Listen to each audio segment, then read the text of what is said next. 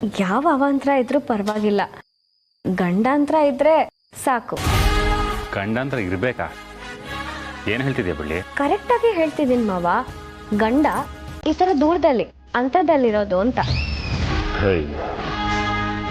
ಏನು ಬಳ್ಳಿ ನೀನು? ಮದುವೆಕ್ಕಿಂತ ಮುಂಚೆ ಆದರೆ ಓಕೆ ಅನ್ಬೋದು, ಆದರೆ ಈಗ ಮದುವೆ ಆದಮೇಲೂ ಅಂತರ ಅಂತ ದೂರ ಆಗ್ತಿದ್ರೆ ಹೇಗೆ ಬಳ್ಳಿ? ಏನು ಮಾಡೋದು ಮಾವ, ಯಾವುದಾದ್ರೂ ಒಂದು ಕೆಟ್ಟ ಘಟನೆ ನಡೀತಾನೆ ಇರುತ್ತೆ. ಅದನ್ನೇ ಯೋಚನೆ ಮಾಡಿಕೊಂಡು ಮನಸ್ಸು ಎಲ್ಲೆಲ್ಲೋ ಹೋಗುತ್ತೆ. ನಂಗೆ ಅರ್ಥ ಆಗುತ್ತೆ ಬಳ್ಳಿ, ನಾನು ಸುಮ್ಮನೆ ತಮಾಷೆ ಮಾಡಿದೆ ಅಷ್ಟೇ. ಈಗ ಬಂದು ಮಲ್ಕೋ.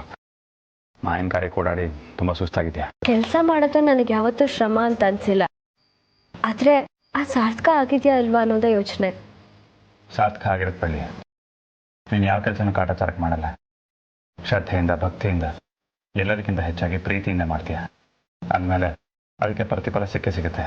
ಚಿತ್ರಕ್ಕಂತರ ಅವರು ಸೌಮ್ಯ ರೂಪಕ್ಕೆ ಬದಲಾಗಿರ್ತಾರಲ್ವಾ? ಅವಳ ಆತ್ಮಕ್ಕೆ ಶಾಂತಿ ಸಿಗಲಿ ಅಂತಾನೆ ನಾವಿದೆಲ್ಲ ಮಾಡಿರೋದಲ್ವಾ. ಅವಳ ಪಾಪ ಒಳ್ಳೆ ಅವಳ ಕೆಲಸ ಮಾಡೋ ರೀತಿ ನಂಗೆ ಇಷ್ಟ ಆಗ್ತಿತ್ತು. ಆದರೆ ಹಠಕ್ಕೆ ಬಿದ್ದವಳ ಥರ ನನ್ನನ್ನೇ ಮದುವೆ ಆಗಬೇಕು ಅನ್ನೋ ಹಂಬಲನ ಹೆಚ್ಚು ಮಾಡಿಕೊಂಡ್ಳು. ನನ್ನನ್ನು ಎಷ್ಟು ಪ್ರೀತಿ ಮಾಡ್ತಿದ್ಲು, ನಿನ್ನನ್ನು ಅಷ್ಟೇ ದ್ವೇಷ ಮಾಡೋದಕ್ಕೆ ಶುರು ಮಾಡಿದ್ಲು.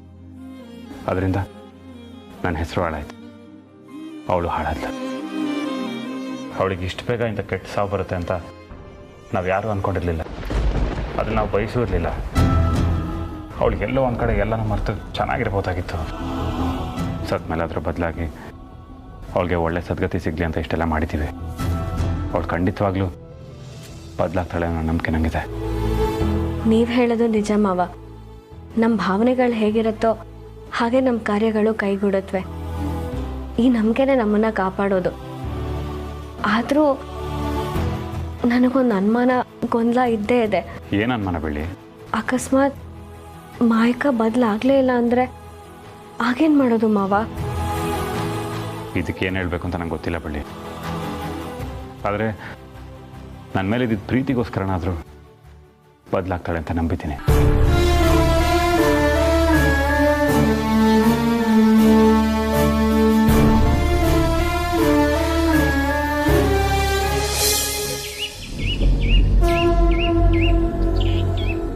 ಮುತ್ತು, ರಾತ್ರಿ ಏನು ತೊಂದರೆ ಆಗದೆ ಆರಾಮಾಗಿ ನಿದ್ದೆ ಮಾಡಿದ್ರಲ್ವಾ? ಇಲ್ಲ ಚಿಕ್ಕಮ್ಮ, ಏನು ತೊಂದರೆ ಆಗಿಲ್ಲ.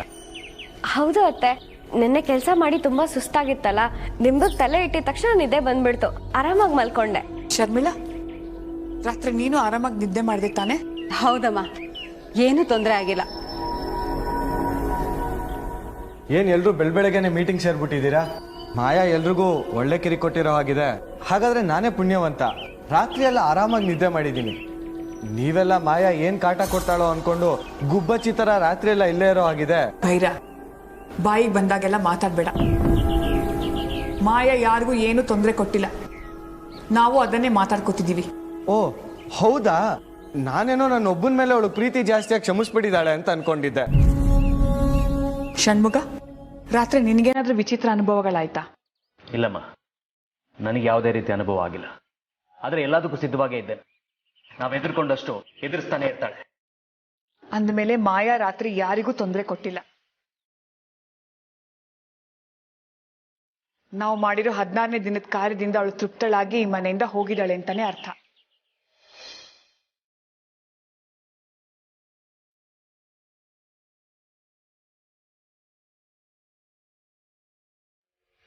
ಮುತ್ತು, ಮಾಯಾ ತನ್ನ ಸೇಡು ಆಕ್ರೋಶನೆಲ್ಲ ನುಂಗ್ಕೊಂಡು ಹೊಟ್ಟೋಗಿದ್ದಾಳೆ. ಅವಳು ನಮ್ಮ ಮನೆಯಲ್ಲಿ ಚಿತ್ರನ್ ಹಾಗೆ ಒಬ್ಳಾಗಿದ್ದಾಳೆ. ಅವಳ ಫೋಟೋನು ನಾವು ಮನೆಯಲ್ಲಿ ಎಲ್ಲಾದ್ರೂ ಹಾಕೋಣವಾ?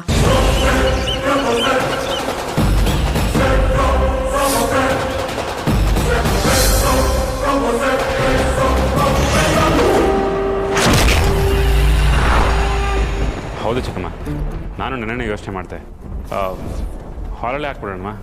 ಅಲ್ಲ ಮತ್ತು ಫೋಟೋ ಸ್ಟೋರ್ ರೂಮಲ್ಲೇ ಇರಲಿ ಬಿಡು. ನಿಧಾನಕ್ಕೆ ಹಾಕಿದ್ರೆ ಆಯಿತು. ಮನೆ ತುಂಬ ಸುಮ್ಮನೆ ಮೊಳೆ ಯಾಕೆ ಅಂತ.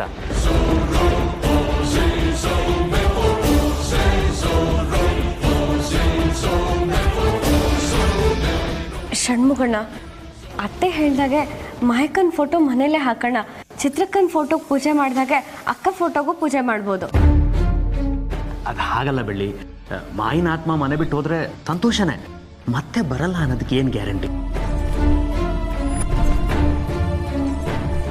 ಸುಮ್ಮನೆ ಯಾಕೆ ಅವಳು ಫೋಟೋ ಇಟ್ಟು ಪೂಜೆ ಮಾಡ್ಬೇಕು ಮನೇಲಿ?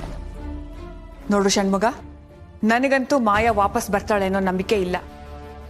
ಒಂದ್ ವೇಳೆ ಬಂದ್ರು ಅವಳು ನಮಗೇನ್ ಮಾಡ್ತಾಳೆ? ಹಾಲಲ್ಲಿ ನಾವು ಹಾಕಿರೋ ಫೋಟೋ ನೋಡಿ ಇವ್ರ ಮನಸ್ಸಲ್ಲಿ ನನಗೆಷ್ಟು ಎತ್ತರ ಸ್ಥಾನ ಕೊಟ್ಟಿದ್ದಾರೆ, ಪ್ರೀತಿ ವಿಶ್ವಾಸ ಇಟ್ಟಿದ್ದಾರೆ ಅಂತ ಸಂತೋಷವಾಗಿ ಬಂದ ದಾರಿಗೆ ಸುಂಕ ಇಲ್ಲ ಅಂತ ವಾಪಸ್ ಹೋಗ್ತಾಳೆ. ಇದ್ರ ಬಗ್ಗೆ ಏನು ಚರ್ಚೆ ಬೇಡ. ಮುತ್ತು, ಮಾಯನ್ ಫೋಟೋನ ಹಾಲಲ್ಲಿ ಹಾಕೋದಿಕ್ಕೆ ವ್ಯವಸ್ಥೆ ಮಾಡು.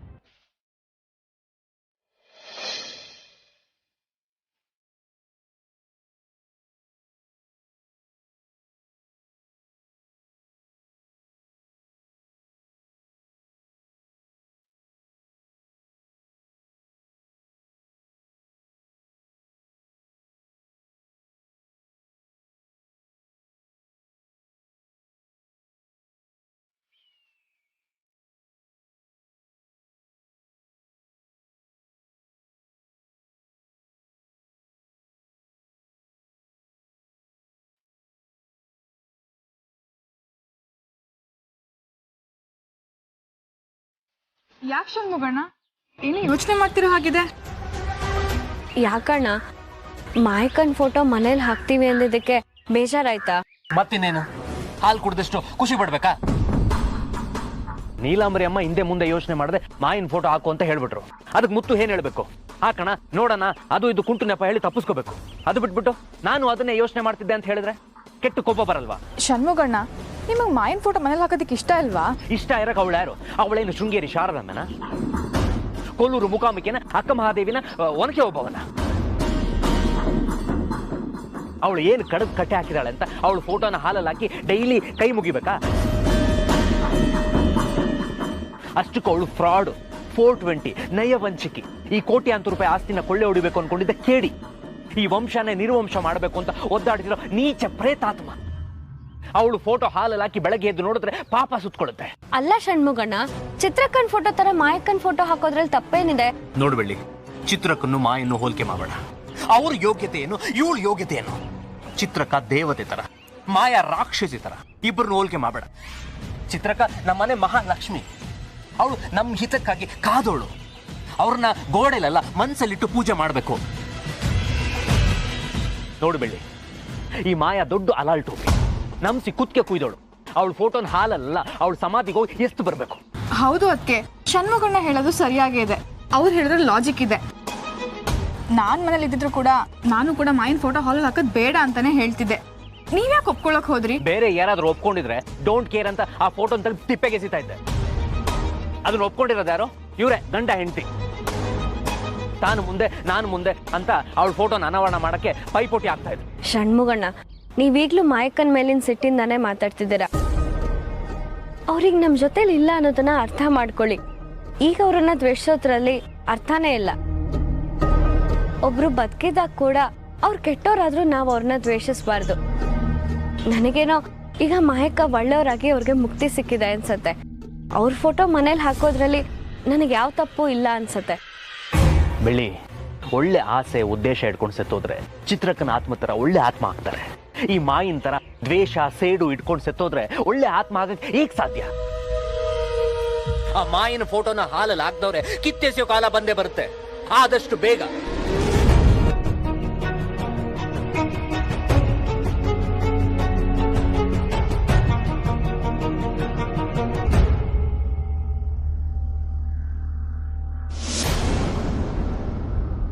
ಏನ್ ಲಾಯರ್ ಸಾಹೇಬ್ರೆ, ಬಹಳ ದಿನಗಳ ಮೇಲೆ ನಮ್ಮ ಮನೆ ಕಡೆ ಬಂದಿದ್ದೀರಾ? ನನ್ನ ಕರ್ತವ್ಯ ಮಾಡೋ ಸಮಯ ಬಂತಲ್ಲ, ಅದಕ್ಕೋಸ್ಕರ ಬರಬೇಕಾಯ್ತು.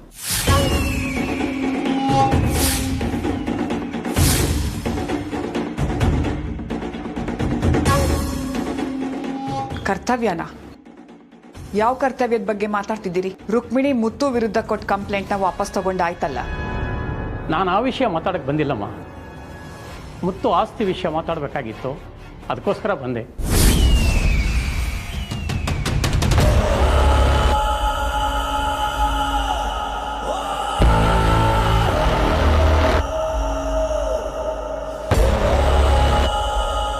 ಮುತ್ತು, ನಿಮಗೂ ಬೆಳ್ಳಿಯವರೆಗೂ ಮದುವೆ ಆಯಿತು ಅಂತ ಗೊತ್ತಾಯಿತು. Congrats. Thank you sir. Muttu, ನಿಮ್ಮ ಫ್ಯಾಮಿಲಿ ಲಾಯರ್ ಆಗಿ ನಿಮ್ಮ ಪ್ರಾಪರ್ಟಿ ಬಗ್ಗೆ ಕೆಲವು ವಿಷಯಗಳನ್ನು ನಿಮಗೂ ಮತ್ತು ಬೆಳ್ಳಿಯವ್ರಿಗೂ ತಿಳಿಸೋಗೋಣ ಅಂತ ಬಂದೆ. ನೋಡಮ್ಮ ಬೆಳ್ಳಿ, ಈ ಕುಟುಂಬದ ಎಲ್ಲ ಆಸ್ತಿ ಮುತ್ತು ಹೆಸರಲ್ಲಿದೆ. ಈ ಕುಟುಂಬದ ಪೂರ್ವಜರು ಮಾಡಿರ್ತಕ್ಕಂಥ ವಿಲ್ ಪ್ರಕಾರ ಮುತ್ತುನ ಯಾರು ಮದುವೆ ಮಾಡ್ಕೋತಾರೋ ಆ ಹುಡುಗಿಗೆ ಈ ಆಸ್ತಿ ಅರ್ಧ ಭಾಗ ಸೇರುತ್ತೆ. ಹೌದಾ? ಹಾಗಿದ್ರೆ ಬೆಳ್ಳಿ ಹೆಸರಲ್ಲಿರೋ ಅರ್ಧ ಆಸ್ತಿ ಇವತ್ತೇ ಅವಳಿಗೆ ಬಂದ್ಬಿಡತ್ತಾ? ನೋ ನೋ ನೋ, ತಕ್ಷಣ ಅವರಿಗೆ ಅಧಿಕಾರ ಬರೋದಿಲ್ಲ. ಅದಕ್ಕೆ ಒಂದು ಕಂಡೀಷನ್ ಇದೆ. ಬೆಳ್ಳಿಯವರು ಒಂದು ಮಗುವಿನ ತಾಯಿ ಆಗಬೇಕು. ತಾಯಿ ಆದ ತಕ್ಷಣ ಮುತ್ತು ಆಸ್ತಿನಲ್ಲಿ ಅರ್ಧ ಭಾಗ ಅವರ ಅಧಿಕಾರ ಸಿಗುತ್ತೆ.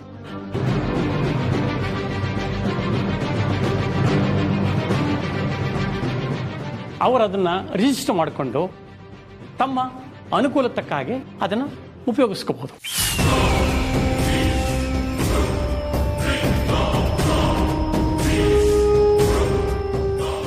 ಲಾಯರ್ ಸರ್, ನಾನು ಯಾವತ್ತೂ ಆಸ್ತಿ ಅಂತಸ್ತಿಗೆಲ್ಲ ಆಸೆ ಪಟ್ಟೋಳಲ್ಲ. ನಾನು ಮುತ್ತು ಮಾವನ ಹೆಂಡತಿ ಆಗಿರೋದೇ ನಾನು ಮಾಡಿದ ಪುಣ್ಯ. ಇವರೇ ನನಗೆ ದೊಡ್ಡ ಆಸ್ತಿ.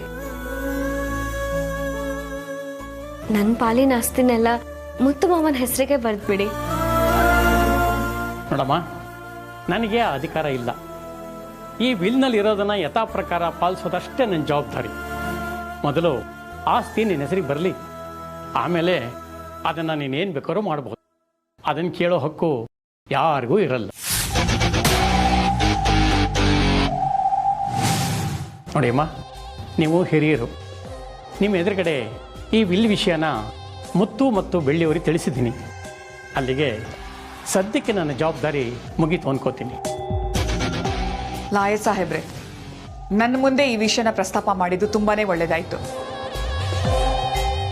ನಾನು ನನ್ನ ಸೊಸೆಗೆ ಹೇಳ್ತಾನೆ ಇದ್ದೀನಿ, ಆದಷ್ಟು ಬೇಗ ನನಗೊಂದು ಮೊಮ್ಮಗನ ಹೆತ್ಕೊಡು ಅಂತ. ಆದರೆ ಅವಳೇನು ಮಾತೇ ಆಡ್ತಿಲ್ಲ. ಈಗ ಆಸ್ತಿ ವಿಷಯಕ್ಕಾದರೂ ಆದಷ್ಟು ಬೇಗ ಒಂದು ಮೊಮ್ಮಗನ ಹೆತ್ಕೊಡ್ಬೇಕು.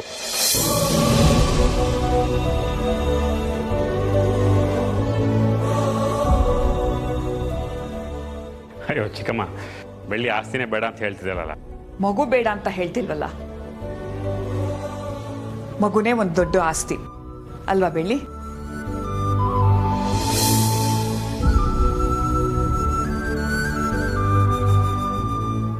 ಮತ್ತು ಆದಷ್ಟು ಬೇಗ ಗುಡ್ ನ್ಯೂಸ್ ಹೇಳಿ ನನ್ನ ಜವಾಬ್ದಾರಿನ ಆದಷ್ಟು ಬೇಗ ಕಡಿಮೆ ಮಾಡಿ. ಅಮ್ಮ, ನಾನು ಇನ್ನು ಬರ್ತೀನಿ. ಲಾಯರ್ ಸಾಹೇಬ್ರೆ, ಒಂದು ವೇಳೆ ಬೆಳ್ಳಿಗೆ ಮಗು ಆಗದೆ ಹೋದ್ರೆ ಆ ಆಸ್ತಿ ಏನಾಗುತ್ತೆ ಅನ್ನೋ ವಿಚಾರನ ಹೇಳಲೇ ಇಲ್ಲ. ನೋಡಿ, 10 ವರ್ಷ ಆದರೂ ಮಕ್ಕಳು ಆಗಲಿಲ್ಲ ಅಂದರೆ, ಮಗು ಆಗೋದೇ ಇಲ್ಲ ಅಂತ ಪ್ರೂವ್ ಆದರೆ ಆಸ್ತಿನಲ್ಲಿ ಅರ್ಧ ಭಾಗ ಬೇರೆ ಯಾವುದಾದ್ರು ಚಾರಿಟಬಲ್ ಟ್ರಸ್ಟ್ಗೆ ಹೋಗುತ್ತೆ. ಆ ರೀತಿ ಆಗೋದು ಬೇಡ ಅಂತ ಅನ್ಕೋತೀನಿ.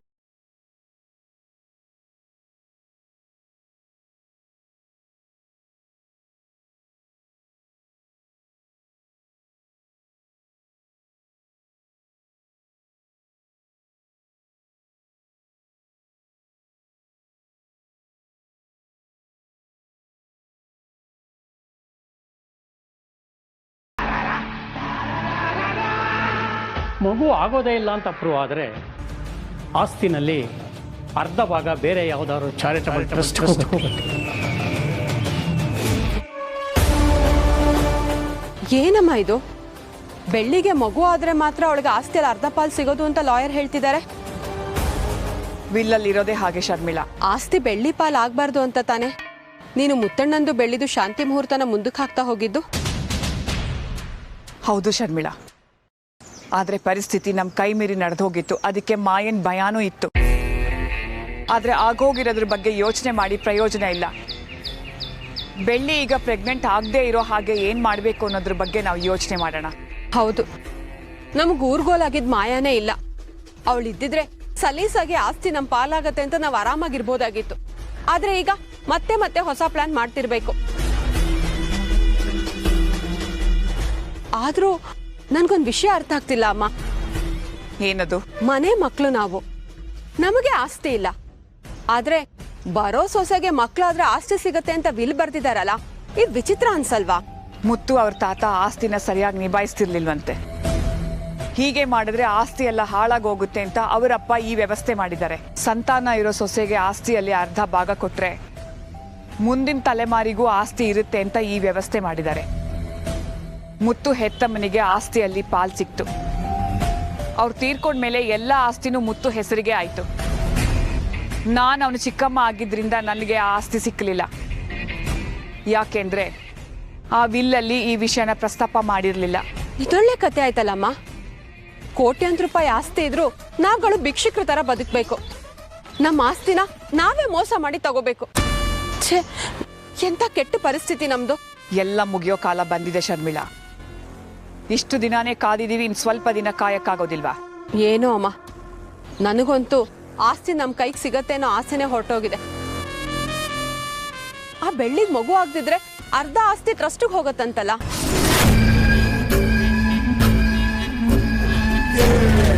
ಹೋಗ್ಲಿ ಬಿಡು,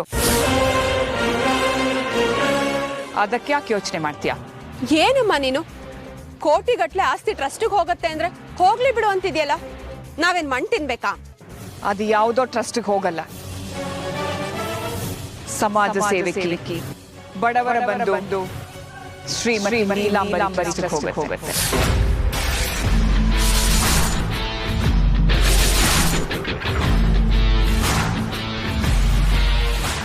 ನಿನ್ನ ಹೆಸರಲ್ಲಿ ಟ್ರಸ್ಟಾ? ನಾನೇ ಟ್ರಸ್ಟ್ ಮಾಡ್ತೀನಿ ಅಂದ್ರೆ ನಮ್ಮ ಆಸ್ತಿ ಹಣನೆಲ್ಲ ಬೇರೆ ಯಾರಿಗೂ ಕೊಡೋದಿಲ್ಲ ಮುತ್ತು. ಅದಕ್ಕೆ ನಾನೇ ಅಧ್ಯಕ್ಷೆ, ನೀನೇ ಸೆಕ್ರೆಟರಿ, ಭೈರಾಣಿ ಟ್ರೆಜರರ್. ಹೇಗಿದೆ ನನ್ನ ಐಡಿಯಾ?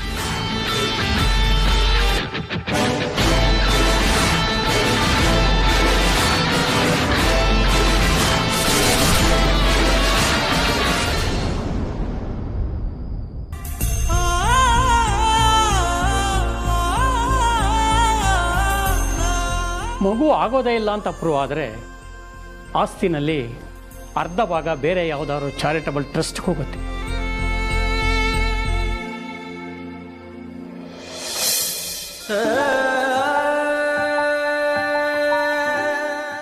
ಏನು ಬೇಡಿ, ನೀನು ತುಂಬ ಯೋಚನೆ ಮಾಡ್ತಿದ್ಯಾ?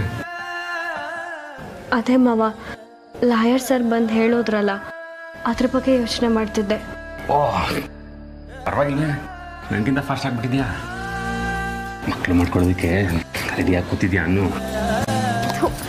ಹೋಗಿ ಮಾವ, ನಿಮ್ಗೆ ಯಾವಾಗಲೂ ಅದರದ್ದೇ ಚಿಂತೆ. ಅಯ್ಯೋ, ನನ್ನ ಚಿಂತೆ, ಲಾಯರ್ ಚಿಂತೆ ಎಲ್ಲ ಒಂದೇ. ಅದೇನೋ ಹೇಳ್ತಾರಲ್ಲ, ರೋಗಿ ಬಯಸಿದ್ದು ಹಾಲುವನ್ನ, ವೈದ್ಯ ಹೇಳಿದ್ದು ಹಾಲುವನ್ನ ಅಂತ. ಹಾಗೆ ಇನ್ಯಾಕೆ ಥರ ಮಾಡೋದು? ಶುರು ಮಾಡೋಣ. ಅಯ್ಯೋ ಬಿಡಿ ಮಾವ. ಬಿಟ್ಟರೆ ಆಸ್ತಿ ಸಿಗಲ್ಲ ಬೆಳ್ಳಿ. ಸುಮ್ಮನೆ ನಾನು ಹೇಳ್ದಾಗ ಕೇಳು, ಬಂಪರ್ ಆಫರು, ಅರ್ಧ ಆಸ್ತಿ ಸಿಗುತ್ತೆ. ನೋಡಿ ಮಾವ, ನಾನು ಬೆಳಗ್ಗೆನೇ ಹೇಳಿದ್ನಲ್ಲ ನನಗೆ ಯಾವ ಆಸ್ತಿನೂ ಬೇಡ ಅಂತ. ನನಗೆ ನೀವೇ ದೊಡ್ಡ ಆಸ್ತಿ. ನಮ್ಮಿಬ್ರಿಗೊಂದು ಮಗು ಆದರೆ ಅದು ಇನ್ನೊಂದು ಆಸ್ತಿ. ಇದಕ್ಕೆ ಸಮನಾದ ಆಸ್ತಿ ಇನ್ನು ಯಾವ್ದಿರೋದಕ್ಕೆ ಸಾಧ್ಯ ಹೇಳಿ? ನೀನು ಹೇಳ್ದಾನೆ ಸರಿ. ಮಗು ನಿಜವಾದ ಆಸ್ತಿನೇ, ಆದರೆ ಆ ಆಸ್ತಿ ಜೊತೆಗೆ ಈ ಬಂಪರ್ ಆಸ್ತಿನೂ ಸಿಗುತ್ತೆ. ಸುಮ್ಮನೆ ಈ ಆಫರ್ ಯಾಕೆ ಮಿಸ್ ಮಾಡ್ಕೊತೀಯಾ? ನಮ್ಮ ಕೈಯಲ್ಲಿ ಏನಿದೆ ಮಾವ, ಎಲ್ಲ ದೇವ್ರ ಕೃಪೆ. ನನ್ನಂಥ ಹೆಣ್ಮಕ್ಳಿಗೆ 2 ಆಸೆ ಇರುತ್ತೆ. ಒಂದು, ತಾನು ಇಷ್ಟಪಟ್ಟಿದ್ದ ಹುಡುಗನೇ ಗಂಡನಾಗಬೇಕು. ಇನ್ನೊಂದು, ಒಂದು ಮುದ್ದಾದ ಮಗು ಇರಬೇಕು. ಇವೆರಡರ ಸುತ್ತಾನೆ ನಮ್ಮ ಆಸೆ ಕನಸುಗಳೆಲ್ಲ ಸುತ್ತಾಡ್ತಿರತ್ತೆ. ಮಿಕ್ಕಿದೆಲ್ಲ ಆಮೇಲೆ. ಬೆಳ್ಳಿ, ನಿನ್ನ ಪವಿತ್ರವಾದ ಭಾವನೆಗೆ, ನಿನ್ನ ಕಲ್ಪನೆಗೆ ತಕ್ಕಂಥ ಮಗುನೇ ಹುಟ್ಟುತ್ತೆ.